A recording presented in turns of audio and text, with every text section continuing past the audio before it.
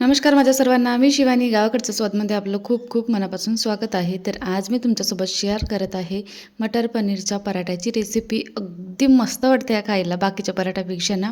आणि आत्ता कसं मटर मस्तपैकी फ्रेश मिळतात ना, तर ही रेसिपी एकदा तरी तुम्ही बनवून बघा. त्यासाठी काय करायचं, मटर आणायचे, सोलून घ्यायचे, नंतर बॉईल करायचं त्याला आणि त्यामध्ये थोडंसं मीठ टाकायचं. बॉईल करून झाल्यानंतर थंड व्हायला ठेवून द्यायचं. थंड होत आहे तोपर्यंत आपल्याला 1 कप गव्हाचं पीठ घ्यायचं आहे. त्यामध्ये थोडंसं चिली फ्लेक्स आणि थोडासा ओवा टाकायचा, थोडंसं मीठ टाकायचं व तेल टाकायचं आणि थोडीशी कोथिंबीरसुद्धा टाकू शकता. नंतर थोडं थोडं करून पाणी टाकायचं त्यामध्ये आणि एक छानपैकी असा डो तयार करून घ्यायचा आहे. सेमी सॉफ्ट डो तयार करायचा आहे. खूप जास्त टाईट नाही, खूप जास्त असा सॉफ्ट नाही. सेमी सॉफ्ट डो तयार करून झाला की त्याला झाकून 10 ते 15 मिनटं रेस्ट करायला ठेवून द्यायचं. नंतर मिक्सरच्या पॉटमध्ये 4-5 मिरच्या घ्यायच्या, लसणाच्या गराच्या घ्यायच्या, अद्रक घ्यायचं आणि थोडंसं कोथिंबीर घ्यायचं आणि याचा दरदरासा असं वाटून घ्यायचं आहे आपल्याला. खूप बारीक असा पेस्ट नाही करायचा, दरदराचं असं वाटून घ्यायचं आहे. नंतर जे थंड झालेले मटर आहे ना, त्याला आपल्याला चॉपरमध्ये टाकून ना असं थोडंसं दरदराचं बारीक करून घ्यायचं आहे, वाटून घ्यायचं आहे. मिक्सरमध्ये पण केलं ना सपोज तुम्ही, तर प्लस मोडवर बारीक करायचं, पण दरदराचं स्टिक्चर्स ठेवायचं त्याचंवालं. आणि नंतर कढाईमध्ये तेल टाकायचं थोडंसं, त्यामध्ये जिरं टाकायचं आणि बारीक चिरलेला कांदा टाकायचा. छानपैकी असा कांदा मऊसर झाला की त्यामध्ये जो मिरच्याचा केलेला पेस्ट आहे तो टाकायचा. यामध्ये मी मिरच्याचं प्रमाण जास्त घेतलेलं आहे, म्हणजे लाल तिखट नाही टाकणार आहे म्हणून. सपोज तुम्हाला मिरच्या नाही आवडत असेल ना, तर तुम्ही लाल तिखटचा वापर करू शकता. तर छानपैकी मिरच्यांना तेलामध्ये असं परतून घ्यायचं. पूर्ण त्याचं तिखट पण निघेल इतपत आपल्याला परतून घ्यायचं आहे. नंतर जे दरदरं केलेले असे मटर आहे ते सुद्धा टाकायचे आणि त्यालासुद्धा मिक्स करायचं. ह्या स्टेजवर काय करायचं, गॅसची फ्लेम ही लो टू मिडियमच ठेवायची, कारण की नंतर बुडायला लागते कढईच्या. तर थोडंसं लो टू मिडियम फ्लेमवरच आपल्याला हे सगळं परतून घ्यायचं आहे. आणि थोडंसं ड्रायनेस आलं की त्यानंतर त्यामध्ये मसाले टाकायचे, जसं धनिया पावडर, जिरा पावडर, आमचूर पावडर, थोडीशी हळद व चवीनुसार मीठ. आणि तुम्हाला मी अगोदर सांगितलं की तुम्हाला मिरच्या नाही आवडत असेल तर तुम्ही ह्या स्टेजवर लाल तिखट वापरू शकता. नंतर हे सुद्धा मिक्स करायचं आणि थोडं ड्राय होईल इतपत आपल्याला याला परतवत राहायचं आहे 1-2 मिनटं. आणि हलकंसं ड्रायनेस आलं की नंतर आपल्याला गॅस बंद करून घ्यायची आहे आणि नंतर त्याच्यामध्ये पनीर किसून टाकायचं आहे. तर मी 100 ग्रॅमच्या जवळपास पनीर घेतलेलं आहे आणि गॅसची फ्लेम ही लो ठेवलेली आहे. एक तर तुम्ही बंद करू शकता किंवा लो ठेवू शकता. तर मी हलकीशी लो ठेवली आणि नंतर किसून झाल्यानंतर गॅस बंद करून घेतली आणि सोबतच कोथिंबीरसुद्धा टाकलं आणि हे सगळं मिक्स करून साईडला ठेवून दिलेलं आहे. आज जोपर्यंत थंड होत आहे तोपर्यंत आपल्याला हलकंसं थंड होऊ द्यायचं याला.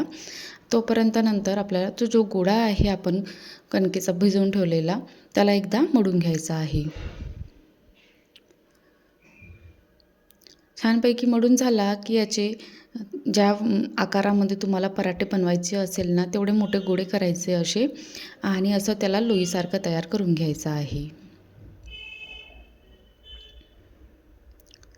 लोईसारखं तयार करताना काय करायचं की जो बिचामधला भाग आहे मध्यंतर भाग, तो थोडासा जाडसर ठेवायचा आणि साईडचा जो भाग आहे ना गोलसर, त्याला पातळसर करायचं हलकंसं, म्हणजे थोडा मधल्या भागापेक्षा साईडचा भाग थोडा पातळ करायचा आणि त्यामध्ये जी थंड झालेली, आता थोडीशी थंड झालीच असेल तर ते स्टफिंग याच्यामध्ये फिलअप करायची आहे. अशा प्रकारे तुम्ही फिलअप करू शकता ज्या प्रकारे मी दाखवलेलं आहे. किंवा आणखी एक पद्धत सांगते, जसं पुरणपोळी भरतो ना तशा प्रकारे सुद्धा भरू शकता. आता पराठे तर सगळ्यांनाच भरता येते म्हणा, त्यात काही नाही. आणि लाटताना वगैरे सपोज फुटत पण असेल ना, तरी तो निघत नाही बाहेर या मसाला. थोडासा बरोबर तुम्ही एकदा त्याला भरला ना, तर बरोबर तो बाहेर निघण्याचे चान्सेस कमी असते. आता तुम्हाला वाटत असेल की आता पराठा फुटला आहे, पण बघाल शेकायचा टायमालासुद्धा तो बाहेर निघलेला नाही आहे, थोडासा पण नाही निघलेला आहे. आणि छानपैकी असा लाटून झाला की दोन्ही साईडने थोडंसं असं पलटून शेकून घ्यायचं. नंतर तूप किंवा तेल लावायचं आणि याला छानपैकी असा खरपूस होईपर्यंत आपल्याला शेकून घ्यायचा आहे. बघू शकता किती छानपैकी असा तयार झालेला आहे. मी तुम्हाला आणखी एक पद्धत दाखवते की कशाप्रकारे आपण छानपैकी इझिली फिलअप करू शकतो स्टफिंग. तर अशा प्रकारे हलक्या हलक्या हाताने गोल गोल करत राहायचं आणि बिचामधली जी स्टफिंग आहे ती हलकीशी दाबत राहायची, म्हणजे बरोबर ना तो आपला गोळा तयार होऊन जाते. आणि असं केल्याने माहिती आहे का, बाहेरसुद्धा निघत नाही, लाटतानासुद्धा नाही निघत आणि शेकतानासुद्धा नाही निघत. तर अशा प्रकारे छानपैकी असं गोळा तयार करून झाला की यालासुद्धा आपल्याला छानपैकी असं लाटून घ्यायचं आहे. खूप जास्त पातळ नाही, खूप जास्त जाड नाही. जसे पराठे असते ना तशाच प्रकारे लाटून घ्यायचे आहे. एका एका एका एक कप गव्हाच्या पिठामध्ये मी 3 ते 4 पराठे तयार केलेले होते.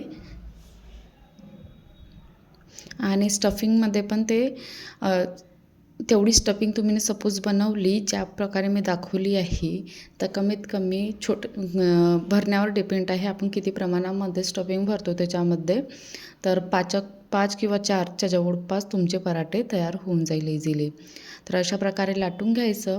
लाटल्यानंतर असं हातावर घ्यायचं आणि छानपैकी असं गरम तव्यावर टाकायचं आणि अगदी एका साईडनी झालं हलकंसं की त्याला पलटवून घ्यायचं आणि दुसऱ्या साईडनी झालं की त्याला सुद्धा असं पलटवत राहायचं. नंतर त्यावर तूप किंवा तेल लावून शेकून घ्यायचं आहे. बाकी आपण नेहमी काय करतो, गोबीचा पराठा, आलूचा पराठा, आणखी खूप सारे पराठे राहतात. आता आमच्या इकडे जास्त पराठे खात नाही, पण हा पराठा आवडते मटर पनीरचा.